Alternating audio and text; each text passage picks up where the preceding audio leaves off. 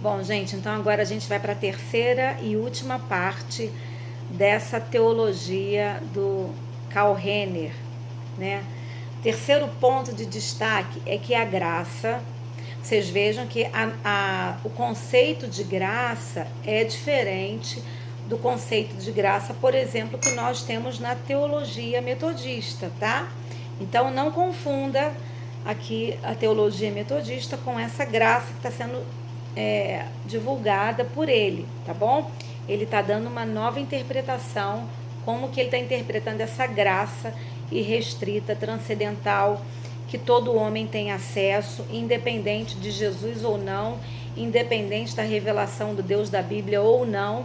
Nessa graça transcendental, o ser humano pode se encontrar com a salvação, independente dessas questões que para nós são princípios, são fundamentos, são alicerces, tá bom? Mas vamos ver aqui o terceiro ponto que ele coloca. Essa graça tem uma prioridade lógica e absoluta nos atos de Deus. Para Rahner, ele trata isso como uma prioridade lógica e absoluta. Como nós já temos analisado, para ele a graça possui um lugar de honra, um lugar de primazia dentro da sua teologia. E aí Mondin, um outro teólogo, comenta esse fato dizendo que, abre aspas, por essa razão pode ser chamado de teologia caricêntrica, tem por centro a graça caris. Então é aquele carisma que vai estar alcançando o ser humano. Nela, tudo se funda na decisão divina de alienar-se, comunicando-se em pessoa a outro ser. Vocês lembram que nós estudamos isso em teologia antropocêntrica, antropologia teológica, né? A gente estudou sobre isso, sobre esse Deus que se anula para que o ser humano possa viver a plenitude. Então a gente viu isso também na nossa outra disciplina. Então, devido a esse conceito de graça de Karl Rahner, ele vai dizer que essa graça universal, essa graça existencial, sobrenatural, inerente a todo homem, ele sustenta como sendo uma salvação universal. E essa salvação universal, segundo ele crê que todo ser humano é receptivo por natureza à autorrevelação de Deus em Jesus Cristo. Rahner argumenta também que todos os seres humanos são dotados por Deus com a capacidade de receberem graça. Então vocês vejam que algumas coisas nós compactuamos do mesmo modo, mas em outras ele abre um novo caminho que não é compatível, por exemplo, com a nossa teologia. Então ele diz, uma vez que todos possuem o que ele chama de existencial sobrenatural, ou seja, a graça, dentro de si, todos podem ser salvos. E aí, quem seguir essa graça interior e sobre ela edificar, encontrará a salvação total, independentemente de ter ouvido a mensagem expressa por Jesus Cristo. Ou seja, é possível que haja salvação pela graça e não através do arrependimento e a fé em Jesus Cristo ressuscitado como Filho de Deus. O que ele chama de o existencial sobrenatural, ou seja, essa graça dentro de cada ser humano, concebe à humanidade a condição para que seja salva, partindo de esforços pessoais, em se viver de modo moral, de acordo com a lei da consciência. Então, gente, isso aí esvazia totalmente o sacrifício de Jesus. Esvazia completamente o sacrifício de Jesus na cruz do Calvário.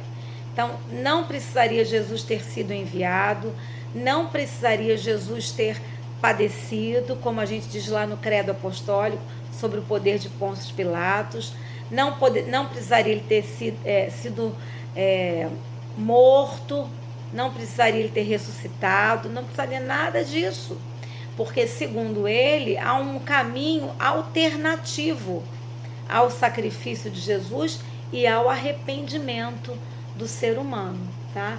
Bastaria então a pessoa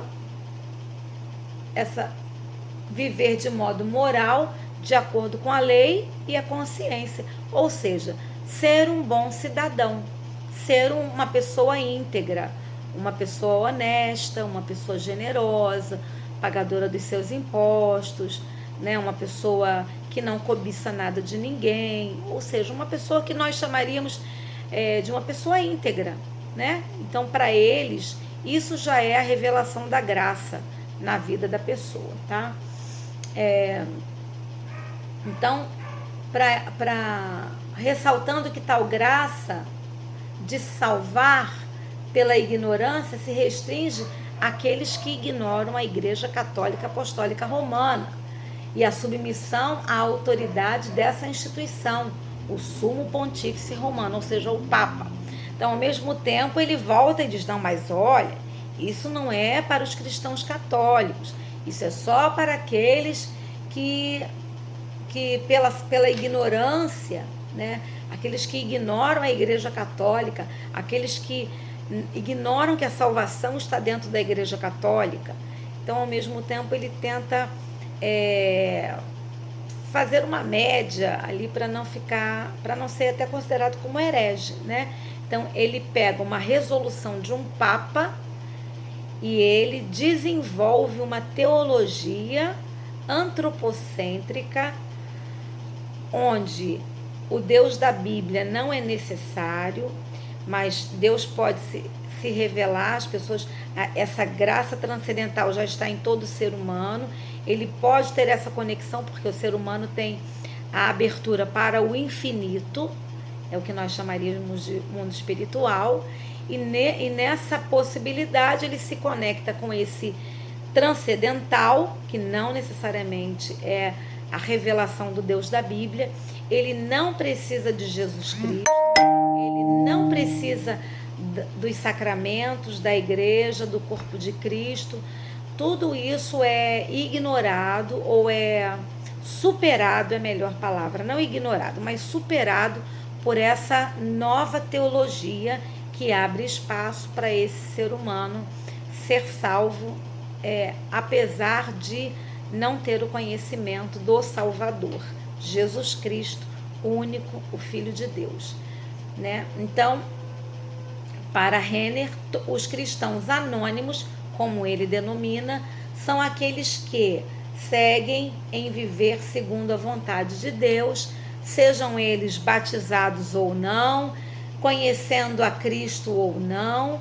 E nessa teologia, a única maneira da pessoa não ser salva é abrindo mão obstinadamente à oferta da graça e da salvação feita por Deus. Então, só se ele disser, eu não quero mesmo, eu quero viver... E aí, como é o dizer não? Do mesmo modo, inconsciente, né? Se dando ao pecado, se dando à vida da maldade, praticando toda sorte de mal. Então, ele está dizendo que não quer a graça de Deus, quando ele vive uma vida contrária, mesmo sem saber, mesmo conhecendo ou não, sabendo ou não, ele vivendo uma vida contrária, ele está negando a salvação, né? Então, essa é a teologia daquele que é considerado como o primeiro teólogo católico moderno, Karl Renner. E aí, o que você achou da teologia de Karl Renner? Como é que as pessoas, será que tem muitas pessoas hoje em dia que mesmo sem conhecer o teólogo, tem esse mesmo pensamento? Faz lembrar um pouco até do jovem rico, não é?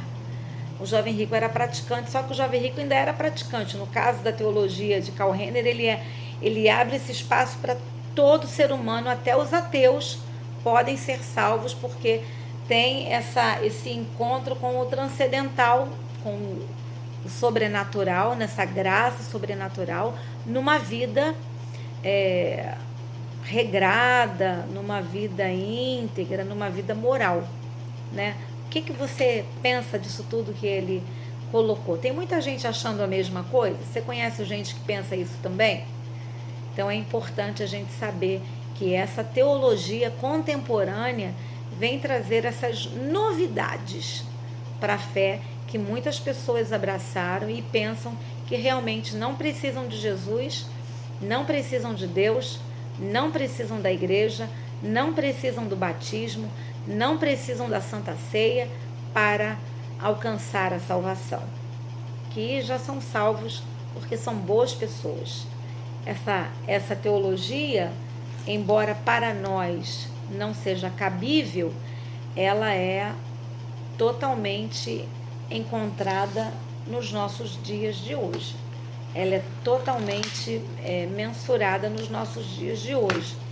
E aí nós precisamos compreender o porquê que as pessoas têm tantas novidades nos seus pensamentos por conta dessas teologias que foram sendo difundidas, mesmo que não formalmente. É isso que eu quero que você entenda. Muitas vezes essa compreensão, ela não vem de uma forma sistematizada. Ela é como a tradição oral, né? Ela vem sido contada, ela vem sido difundida de uma forma informal, e aí as pessoas acabam absorvendo esses modos de compreensão da fé, de Deus, da salvação, da vida, da existência humana. Então a gente vai parando por aqui na aula de hoje. Eu espero que você tenha aproveitado essas aulas, e já já a gente vai ver mais um teólogo na próxima aula. Deus te abençoe. Tchau, tchau.